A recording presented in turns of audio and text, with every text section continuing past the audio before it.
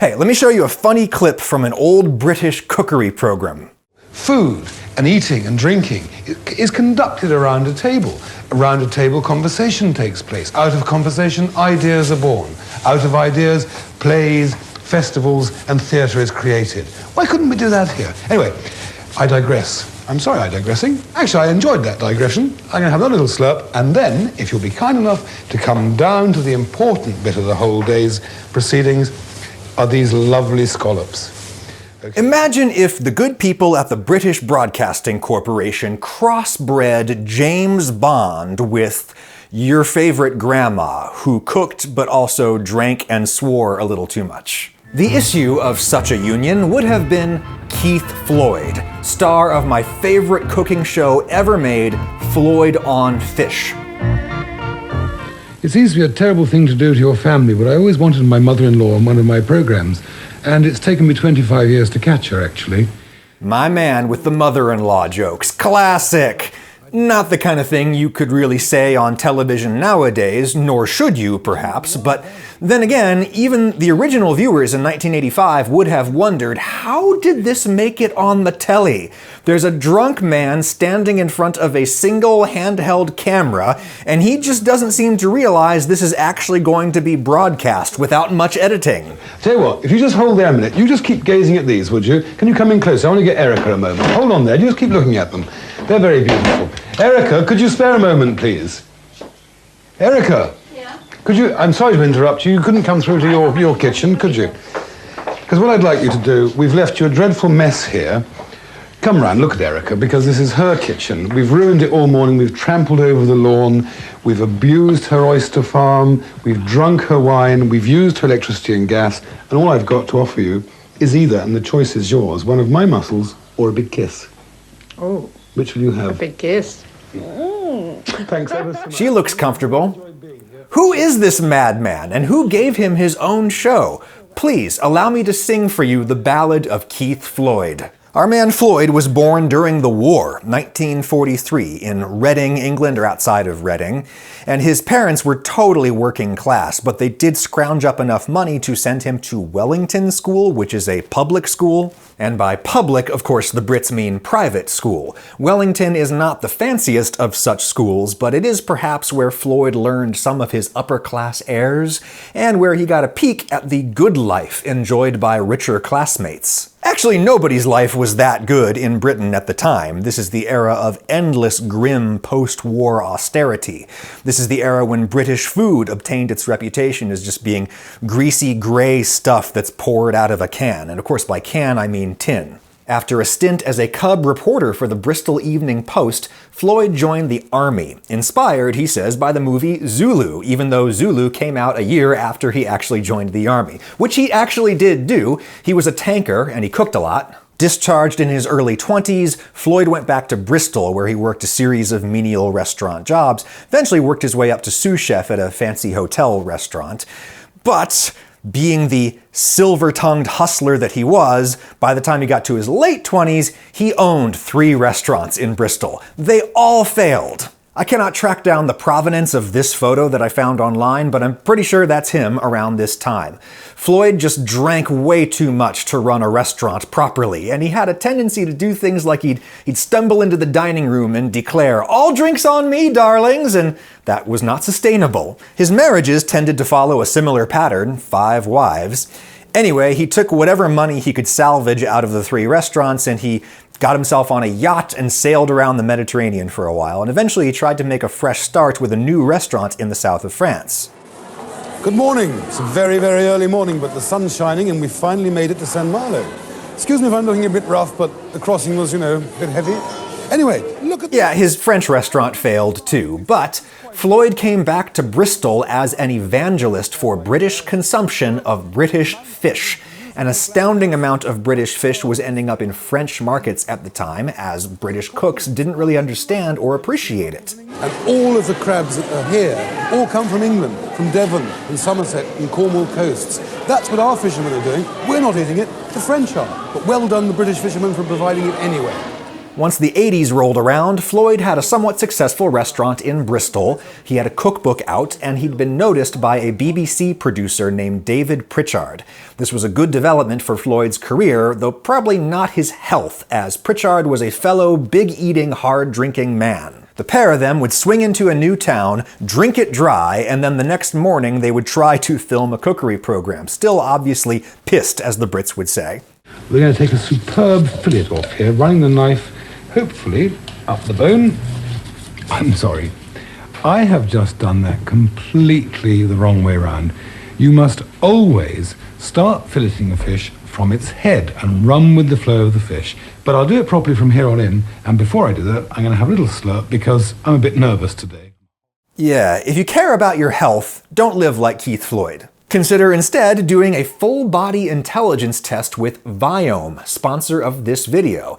If you watch my videos, you know that scientists are increasingly associating gut health with nearly every other aspect of your health. Weight, skin, energy levels, sleep quality, mood. I struggle with all of these things, and there's reason to think that I could live a healthier life if I had a healthier gut. Viome is an at-home testing company that analyzes the unique bacteria in your gut using cutting-edge technology, and they give you personalized recommendations. The kit is super easy, don't be scared to draw your own blood.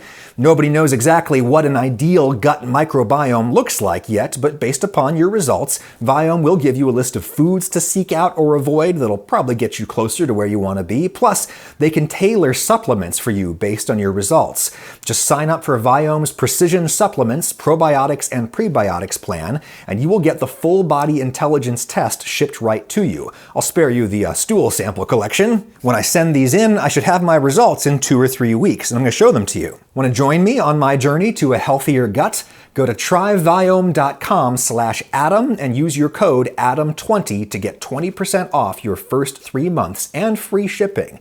Get 20% off your first 3 months with my link and code in the description, or snap the QR code. Thank you, Viome. Anyway, Keith Floyd. Before Keith Floyd, cooking shows in Britain were presented by the likes of Philip Harbin or Fanny Craddock. They had a slight zany energy, but they were still pretty sober affairs. There is nothing sober about the 7 episodes of the original 1985 Floyd on Fish series. Shambolic seems like an appropriately British descriptor. In this bubbling, fishy, fun-filled program, I'm going to tell you the mysteries of the bouillabaisse, how to improve your sex life, and explain the contents of my little black case. Okay? And I'm sorry for the cock-up earlier, but now I'm going to get down to the serious business. If you want to watch, you're very welcome, but I can't really spend too much time with you at this precise moment. Don't look at me, I'm trying to explain the food. This is a food program, you half-wit, come back. I'm sure Floyd actually was fun to work with at times, but his act did tend to run thin on people. He's the kind of guy who just takes up all the oxygen in the room. And that could make things awkward whenever he had to share the camera lens with another human, as in this episode with Rick Stein, who became a celebrity chef himself after this rather rough introduction to television on Floyd's show. So you've all got that at home, those ingredients. In fact, you could use any root vegetables you fancied. This is Nick's own very special recipe. Rick, dear boy, Rick. Rick! Oh, I'm terribly sorry. Well, once you've seen one cook, you've seen them all, haven't you? Producer David Pritchard would eventually break up with Floyd and get into business with chef Nick Stein there. Remember that British TV series are generally rather short little one-offs. There are 7 episodes of Floyd on Fish, and that's it. But one series was enough to make Keith Floyd a star, and he ended up making a lot more.